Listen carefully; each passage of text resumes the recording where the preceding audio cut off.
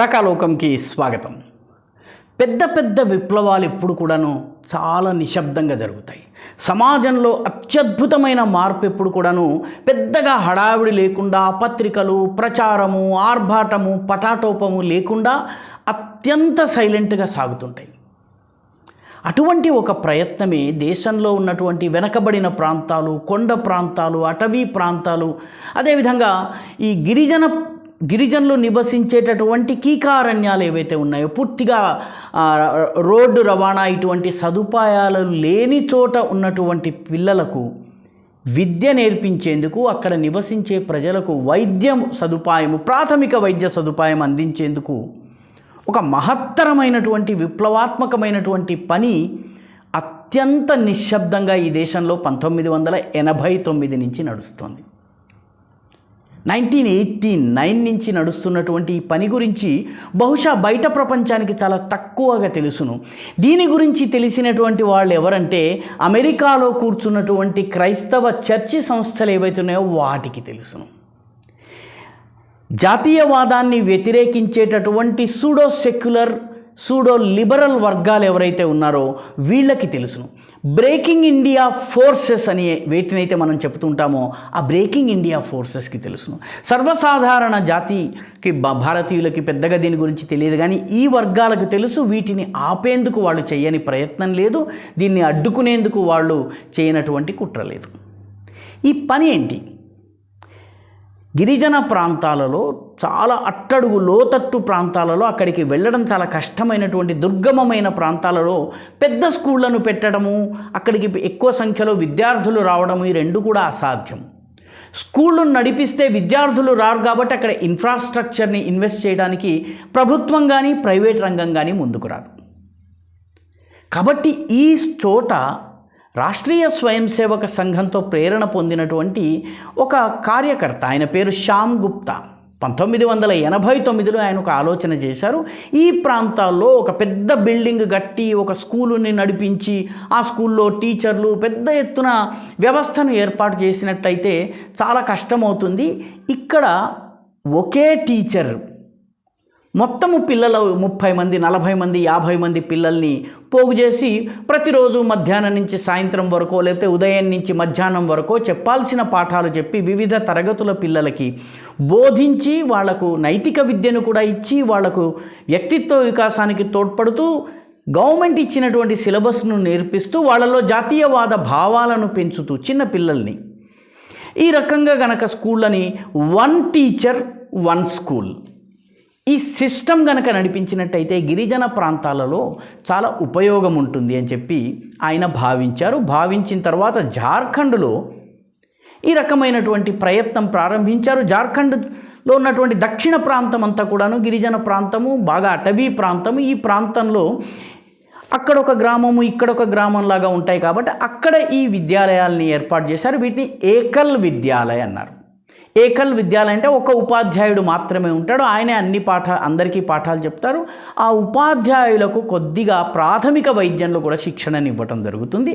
అతను ఉచితంగా గ్రామంలో ఉన్న వాళ్ళకి చికిత్స చేస్తూ ఉంటాడు. జలుబు, దగ్గు, జ్వరాలు ఇవి వచ్చినప్పుడు ఇస్తూ ఉంటాడు. వాళ్ళకి గనక పరిస్థితి సీరియస్గా ఉన్నట్లయితే కేంద్రంలో ఉన్నటువంటి, అంటే ఒక 10-15 గ్రామాలకు కలిపి ఉన్నటువంటి కేంద్రంలో ఉండే కార్యకర్తలకు తెలియజేస్తారు. వాళ్ళు ఈ వ్యక్తిని ఆసుపత్రికి తీసుకెళ్ళి ఆసుపత్రిలో, పెద్ద ఆసుపత్రిలో చికిత్సలు అందిస్తారు. చికిత్సలు అందించిన తర్వాత అవసరమైనట్టయితే వాళ్ళకి శస్త్రచికిత్సలు కూడా చేస్తారు. ఈ రకంగా గ్రామీణ ఆరోగ్యం, గిరిజన ఆరోగ్యం కూడా చేయటం జరుగుతుంది. 1989లో ప్రారంభమైనటువంటి ఈ పని ఇప్పుడు 80,000 స్కూళ్ళు నడుస్తున్నాయి.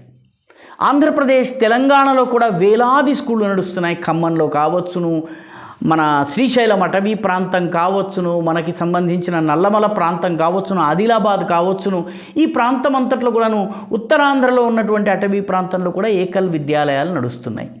ఈ ఏకల్ విద్యాలయాలు ఇప్పుడు దేశవ్యాప్తంగా 80,000 విద్యాలయాలు నడుపుతున్నాయి. 1989 నుంచి నేటి వరకు 1 కోటి మంది విద్యార్థులకు విద్యనిచ్చారు.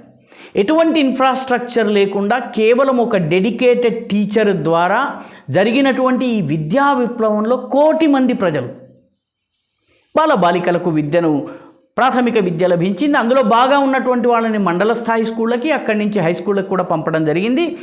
20,000 మంది విద్యార్థులకు డిజిటల్ లిటరసీ అంటే కంప్యూటర్ శిక్షణ, ఇంటర్నెట్ శిక్షణ కూడా ఇవ్వడం జరిగింది.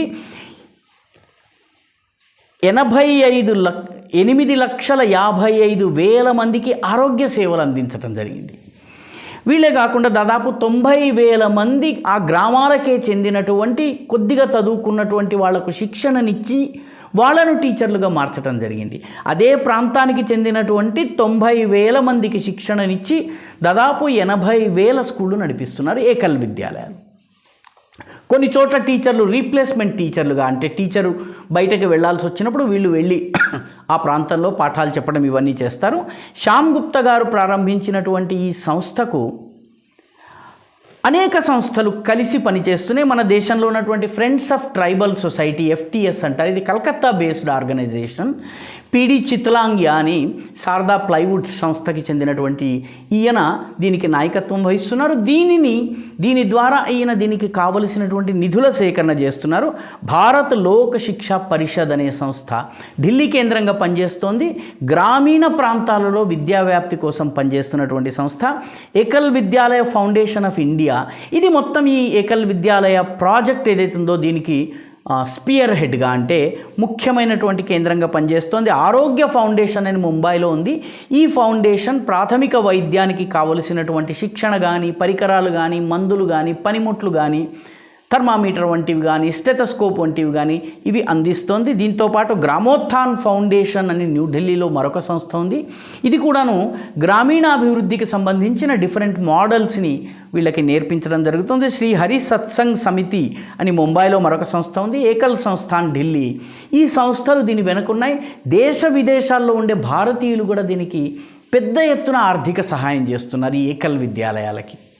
సో భారతదేశంలో అటు అమెరికా, యూరప్, గల్ఫ్ దేశాల నుంచి సహాయం వస్తోంది. ఇటు భారతదేశంలో అంతర్గతంగా అనేక సంస్థలు కలిసి సహకరిస్తున్నాయి.